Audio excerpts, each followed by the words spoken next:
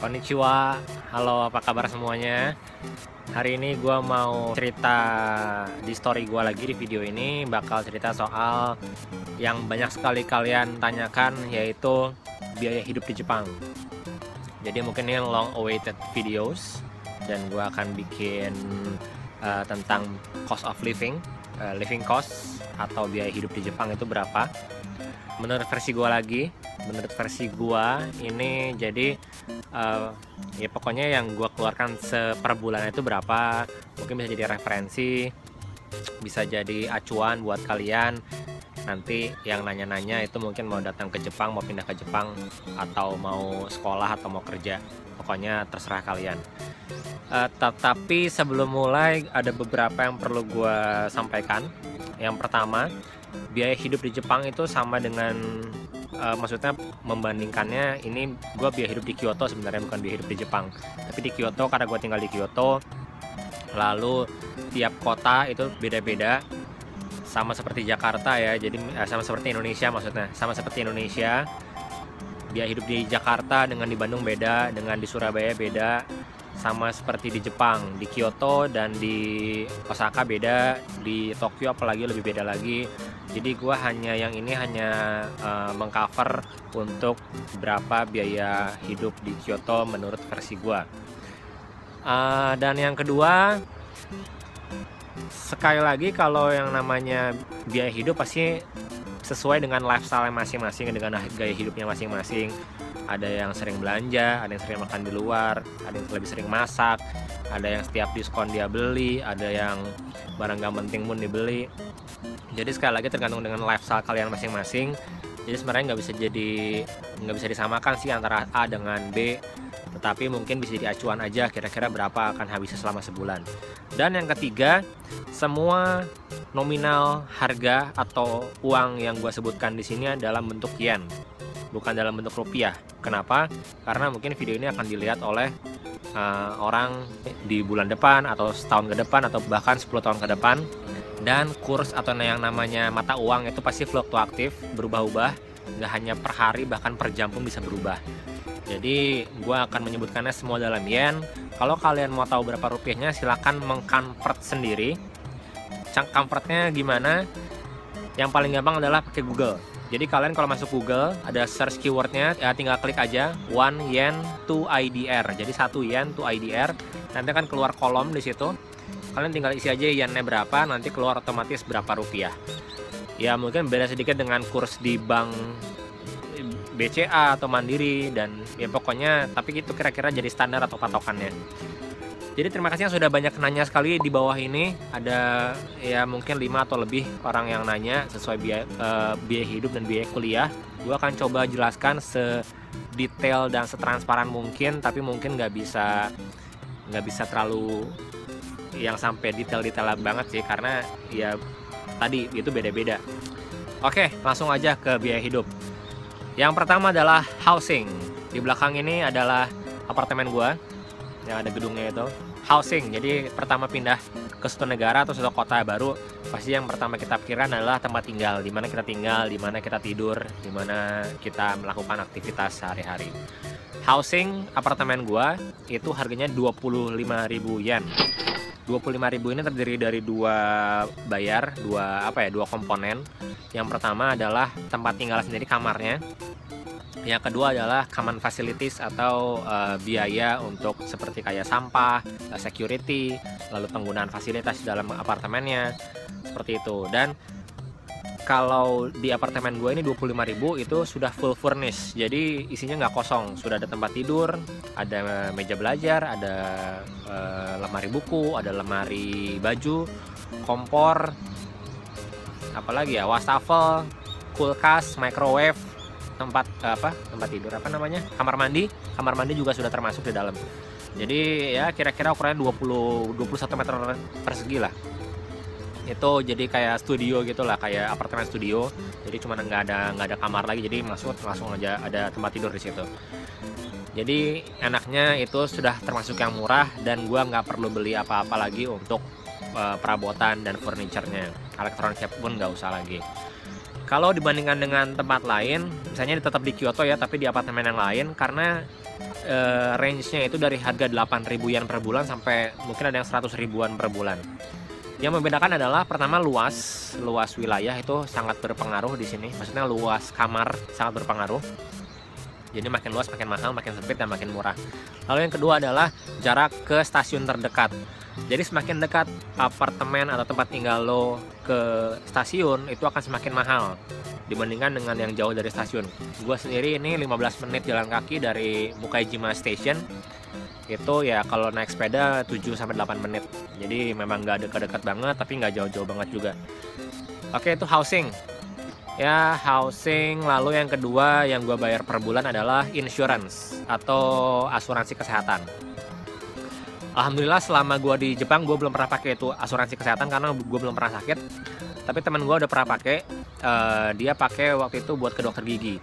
Dan itu akan dapat diskon karena lu student di sini akan dapat diskon sekitar 70%. Jadi total biaya, total obat, periksa ke dokter itu akan didiskon 70% dan lu akan nanti ketika lu menunjukkan kartu itu ke apoteknya atau ke resepsionisnya lu akan dapat diskon 70% bagi yang student. Nah, setiap bulannya itu gue bayar 1.200 ya, jadi setiap bulannya. Gimana kalau dengan warga sipil bayarnya berapa? Kalau warga non Jepang bayarnya berapa? Gue 1.200 karena gue dianggapnya non income, tidak punya income. Jadi walaupun gue punya beasiswa itu dianggapnya bukan income. Tapi padahal sebenarnya gue punya gaji dari part time job. Cuman nggak tahu kenapa mungkin masih dianggapnya karena mungkin gue nggak lapor pajak kali atau gimana ya. Tapi enggak, gue lapor pajak kok. Tapi gue nulisnya tetap gakse itu student. Dan tidak dikenakan biaya yang biasanya kalau orang Jepang sendiri itu bayarnya sampai 15.000 per bulan. Atau ada yang paling rendah 5.000. Tapi gue cuma bayar 1.200. Mungkin karena dianggapnya international student, gue student dan tidak punya penghasilan. Jadi diambilnya harga paling minimal. Insurance, lalu yang berikutnya listrik. Oh iya, apartemen gue itu sudah termasuk tadi 25.000 sudah termasuk air, gas dan internet kecuali listrik. Nah, listrik lo bayar terpisah. Listrik tergantung pemakaian. Kalau bulan-bulan sekarang karena lagi dingin, jadi tapi nggak dingin banget, gue nggak pakai AC. Jadi kalau nggak pakai AC, gue mungkin bayarnya cuma sekitar 1.200. Tapi waktu summer kemarin musim panas itu gue bisa bayar sampai 2.500 karena gue pakai AC hampir tiap hari. Dan ketika winter musim lalu, musim dingin itu gue pakai heater karena saking dinginnya, terlalu dingin buat gue sampai di bawah 0 derajat. Itu gue pakai heater sebulan gue bisa kena 3.000 sampai 4.000 yen. Karena heater mungkin dayanya lebih banyak, jadi dia biayanya juga lebih mahal.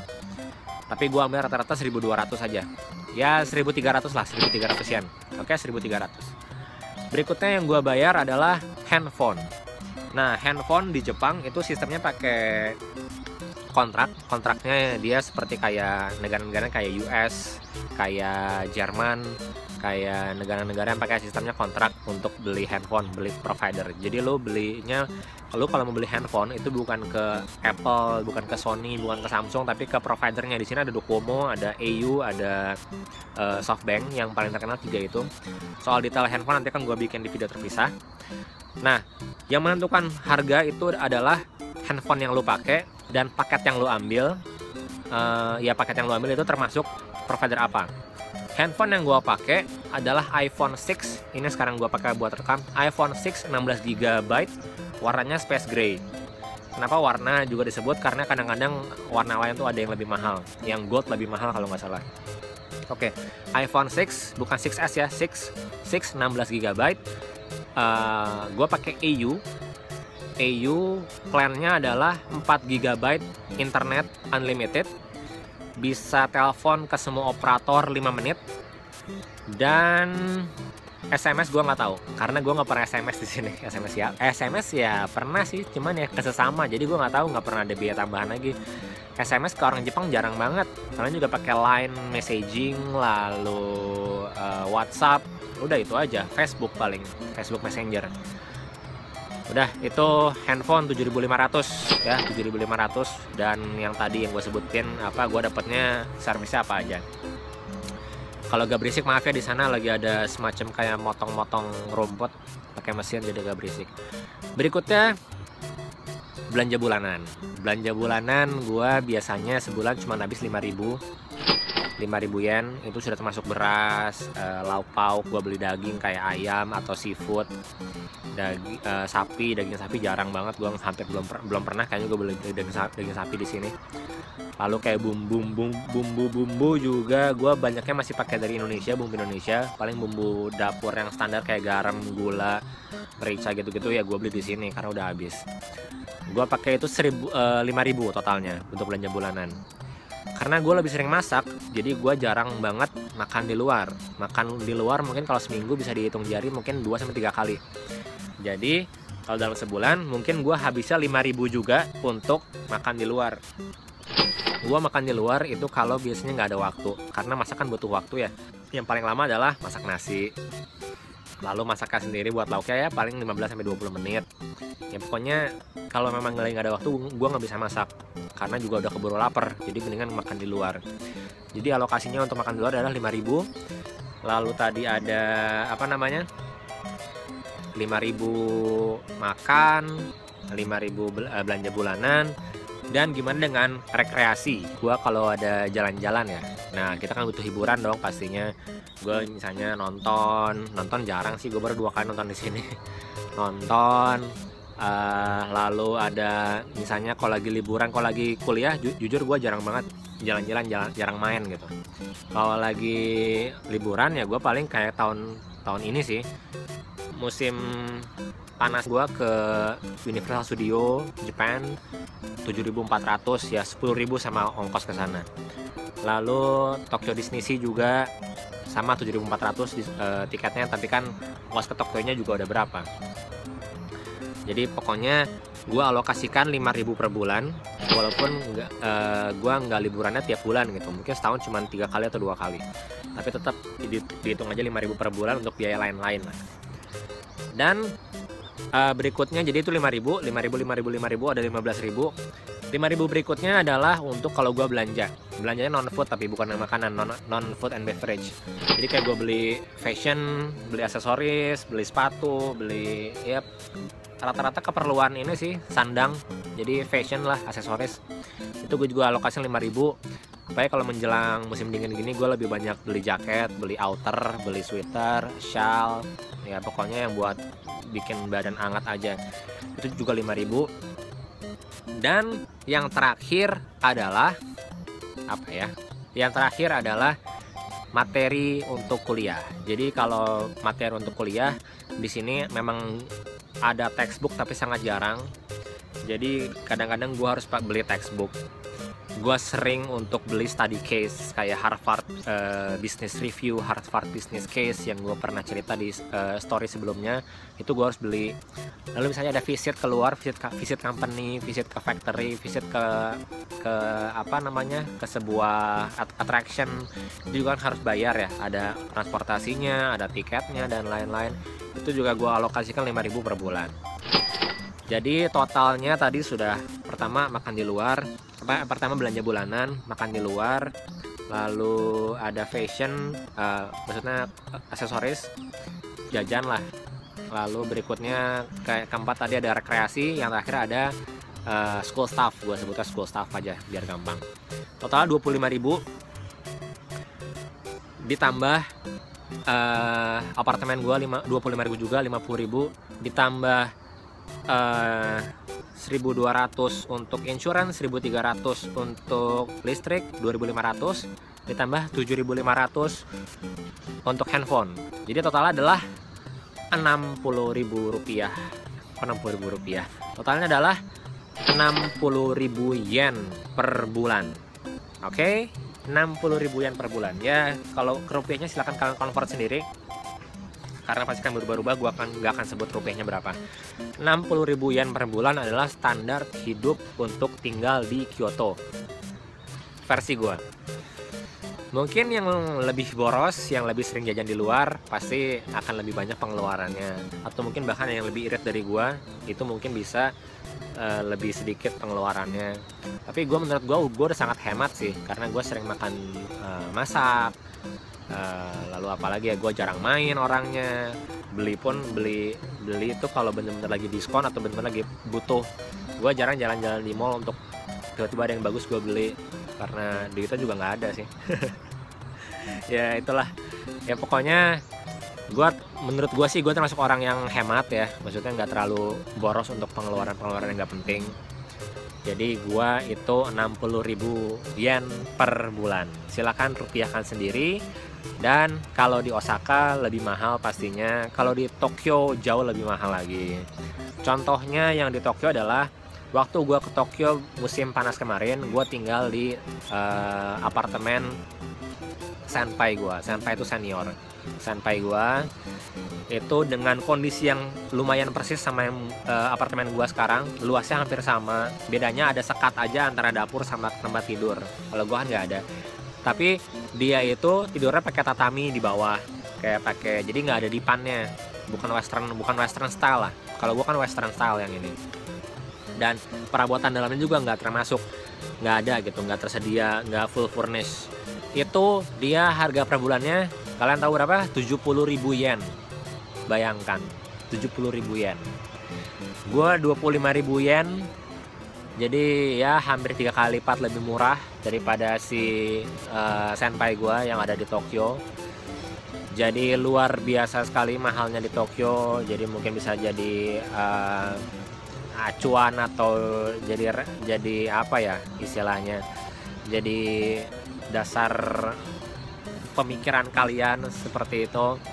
Tapi intinya yang pengen gue sampaikan di sini adalah biaya hidup di Jepang tidak semahal yang kalian pikirkan. Tidak mahal dalam arti kalau kalian punya rezeki seperti beasiswa atau punya kemauan untuk kerja tambahan di sini, itu menurut gue akan bisa menutupi, karena ya sebanding antara income sama expense-nya sih. Tapi ya kalian harus bisa nahan. Kalau misalnya contohnya kalian nggak dapat beasiswa nih, berarti kalian harus part time. Nah, part time itu kan kalian sebenarnya bukan apa ya, bukan tujuan utama kalian di sini untuk kerja gitu. Tujuan kalian adalah belajar, misalnya buat yang pelajar, buat mahasiswa. Jadi sebisa mungkin kalau memang nggak ada beasiswa tapi harus part time, ya harus bisa hemat gitu, pola hidupnya jangan terlalu boros dan lain-lain gitu. Jangan dikit-dikit minum, dikit-dikit ngebar, dikit-dikit apalah hangout terlalu sering.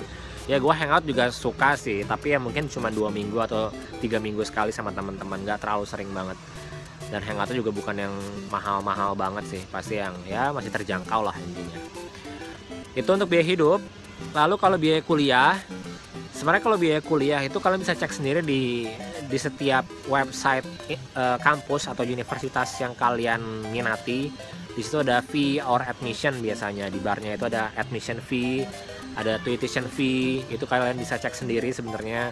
Jadi kalau ya gua ngasih tahu itu sebenarnya tidak membantu banyak juga gitu. Cuman gua mungkin bisa share yang gua alami aja, atau yang apa ya, yang gue bayar sampai gue lulus adalah, gue bayar sampai lulus sekitar 1,6 juta yen atau 1,5, gue lupa.